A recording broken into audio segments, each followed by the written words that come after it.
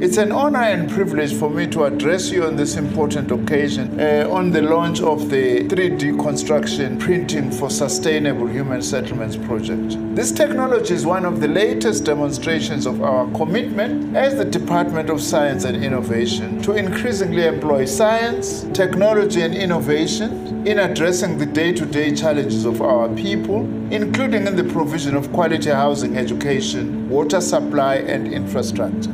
Furthermore, it is our firm view that the construction 3D printing can significantly contribute in the Department of Human Settlement in the implementation of the Comprehensive Housing Plan, which aims at eradicating informal settlements in South Africa in the shortest possible time. It has been said this technology can be effectively used for swift response and provision of emergency housing in case of disasters. As we develop technologically, we do need to invest more in education. Can't have an uneducated population and have these technological advances.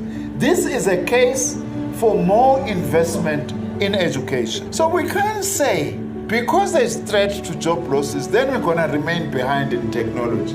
Rather, let's ensure that we use and harness technology to address the social needs. Our department has a decadal plan, and at the heart of it is to support the modernization of South African economy and industry.